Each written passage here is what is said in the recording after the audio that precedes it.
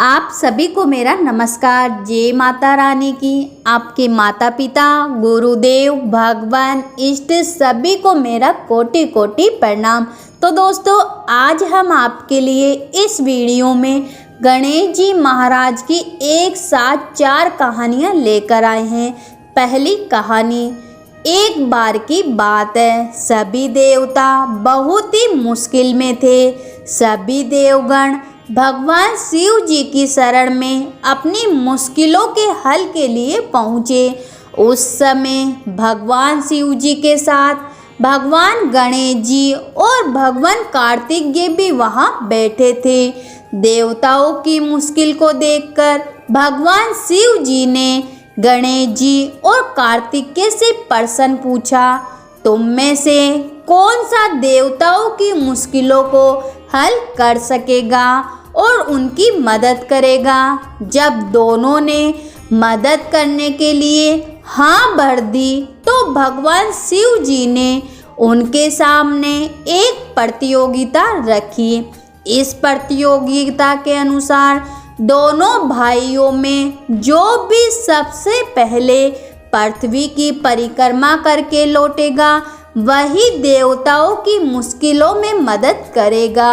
जैसे ही भगवान शिव जी ने यह बात कही, कार्तिकेय अपनी सवारी मोर पर बैठकर पृथ्वी की परिक्रमा करने चले गए।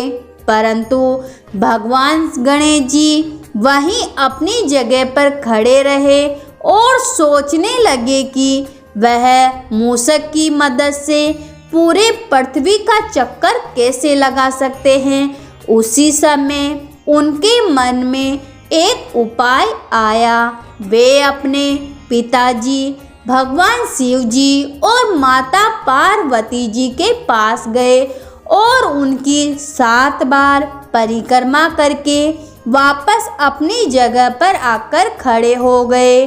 कुछ समय बाद कार्तिकेय पृथ्वी का पूरा चक्कर लगाकर वापस पहुँचे और स्वयं को विजेता कहने लगे। तभी भगवान शिव जी ने गणेश जी की ओर देखा और उनसे प्रश्न किया, क्यों गणेश, तुम क्यों पृथ्वी की परिक्रमा करने नहीं गए। तभी गणेश जी महाराज ने उत्तर दिया, माता पिता ही तो पूरा संसार बसा हुआ है। चाहे पृथ्वी की परिक्रमा करूं या अपने माता पिता की, एक ही तो बात हुई। यह सुनकर भगवान शिव जी बहुत ही ज़्यादा प्रसन्न हो गए और उन्होंने गणेश जी महाराज को सभी देवताओं की मुश्किलों को दूर करने की आज्ञा दे दी। साथ ही भगवान शिव जी ने गणेश जी महाराज को यह वरदान भी दिया कि कृष्ण पक्ष की चतुर्थी में जो भी व्यक्ति तुम्हारी पूजा और व्रत करेगा उसके सभी दुख दूर हो जाएंगे।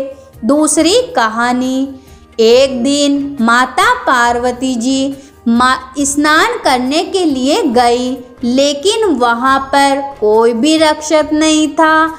इसलिए उन्होंने चंदन के पेस्ट से एक लड़के को अवतार दिया और उसका नाम गणेश रखा। माता पार्वती जी ने गणेश जी को आदेश दिया कि उनकी अनुमति के बिना किसी को भी घर के अंदर न आने दिया जाए। जब भगवान शिव जी वापस लौटे तो उन्होंने देखा कि द्वार पर एक बालक खड़ा है। जब वे अंदर जाने लगे तो उस बालक ने उन्हें रोक लिया और नहीं जाने दिया। यह देखकर भगवान शिव जी क्रोधित हो गए और अपनी सवारी बैल नंदी को उस बालक से युद्ध करने को कहा।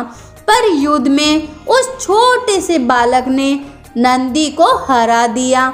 यह देखकर भगवान शिव जी ने क्रोधित होकर उस बाल गणेश के सर को काट दिया। अब माता पार्वती जी वापस लौटी तो बहुत दुखी हुई और जोर जोर से रोने लगी। भगवान शिव जी को जब पता चला कि वह उनका स्वयं का पुत्र था तो उन्हें भी अपनी गलती का एहसास हुआ। भगवान शिव जी ने माता पार्वती को बहुत समझाने की कोशिश की, पर वे तो नहीं मानी और गणेश जी का नाम लेते लेते और दुखी होने लगी। अंत में माता पार्वती जी ने क्रोधित होकर भगवान शिव जी को अपनी शक्ति से गणेश जी को दोबारा जीवित करने को कहा। भगवान शिव जी बोले, हे पार्वती, मैं गणेश जी को जीवित तो कर सकता हूँ, पर किसी भी अन्य जीवित प्राणी के सिर को जोड़ने पर ही। माता पार्वती रोते रोते बोल उठी, मुझे तो अपना पुत्र किसी भी हाल में जीवित चाहिए। यह सुनते ही भगवान शिव जी ने नंदी को आदेश दिया, जाओ नंदी, इस संसार में जिस किसी भी जीवित प्राणी का सिर तुमको मिले उसे काट लाना। जब नंदी सिर खोज रहा था तो सबसे पहले उससे एक हाथी दिखा, तो वो उसका सिर काट कर ले आया। भगवान शिव जी ने उस सिर को गणेश जी के शरीर से जोड़ दिया और गणेश जी को जीवन दान दिया। शिव जी ने इसलिए गणेश जी का नाम गणपति रखा और बाकी सभी देवताओं ने उन्हें वरदान दिया कि इस दुनिया में जो भी कुछ नया कार्य करेगा पहले जय श्री गणेश जी को याद करेगा।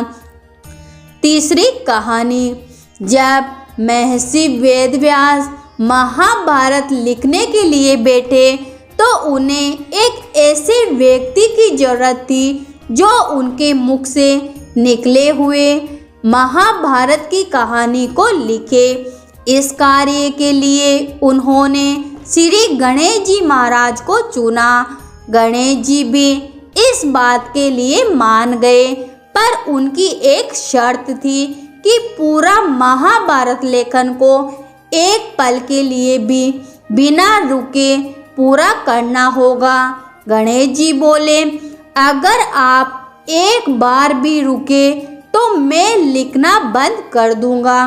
महर्षि व्यास जी ने गणेश जी की इस शर्त को मान लिया, लेकिन वेद व्यास जी ने गणेश जी के सामने भी एक शर्त रखी और कहा, गणेश जी, आप जो भी लिखेंगे समझ कर ही लिखोगे। गणेश जी भी उनकी शर्त मान गए। दोनों महाभारत के महाकाव्य को लिखने के लिए बैठ गए। वेद व्यास जी महाकाव्य को अपने मुंह से बोलने लगे और गणेश जी महाराज समझ कर जल्दी जल्दी लिखने लगे। कुछ ही देर लिखने के बाद अचानक गणेश जी की कलम टूट गई। कलम महर्षि जी के बोलने की तेजी को संभाल न सकी। गणेश जी समझ गए कि उन्हें थोड़ा सा गर्व हो गया था और उन्होंने महर्षि की शक्ति और ज्ञान को नहीं समझा। उसके बाद उन्होंने धीरे से अपने एक दांत को तोड़ दिया और स्याही में डुबा कर दोबारा महाभारत की कथा लिखने लगे। जब भी वेद व्यास जी को थकान महसूस होती तो वे एक मुश्किल सा छंद बोलते, जिसको समझने और लिखने के लिए गणेश जी महाराज को ज़्यादा समय लग जाता और महर्षि व्यास जी को आराम करने का समय भी मिल जाता। महर्षि वेद व्यास जी और गणेश जी को महाभारत लिखने में 3 वर्ष लग गए थे। वैसे तो कहा जाता है कि महाभारत के कुछ ही छंद गुम हो गए थे, परंतु आज भी इस कविता में 1,00,000 छंद है। चौथी कहानी बहुत समय पहले की बात है। एक बहुत ही भयंकर असुरों का राजा था गजमुख। वह बहुत ही शक्तिशाली बनना और धन चाहता था। वह साथ ही सभी देवी देवताओं को अपने वश में करना चाहता था। इसलिए हमेशा भगवान शिव जी से वरदान मांगने के लिए तपस्या करता था।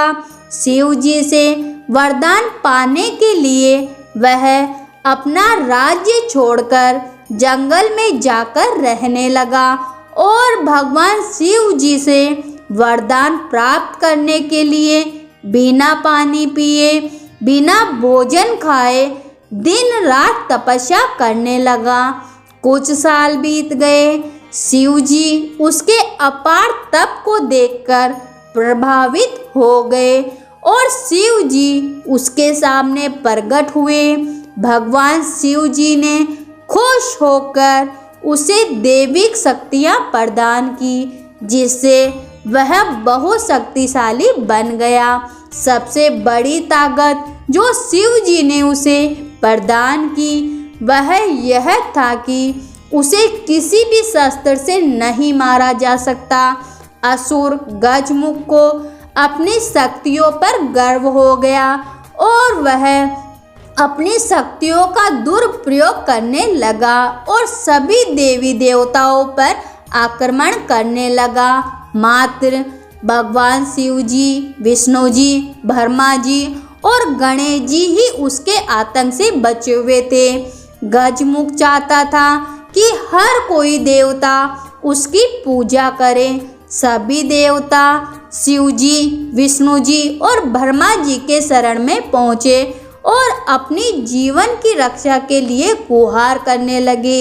यह सब देखकर शिव जी ने गणेश जी को असुर गजमुख को यह सब करने के लिए रोकने के लिए भेजा।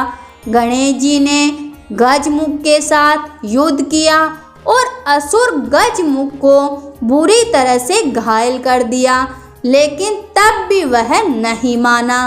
उस राक्षस ने स्वयं को एक मूषक के रूप में बदल दिया और गणेश जी की ओर आक्रमण करने के लिए दौड़ा। जैसे ही वह गणेश जी के पास पहुंचा, गणेश जी कूदकर उसके ऊपर बैठ गए और गणेश जी ने गजमुख को जीवन भर की मूस में बदल दिया और अपने वाहन के रूप में जीवन भर के लिए रख लिया। बाद में गजमुख भी अपने इस रूप से खुश हुआ और गणेश जी का प्रिय मित्र बन गया। तो बोलो गणेश जी महाराज की जय हो।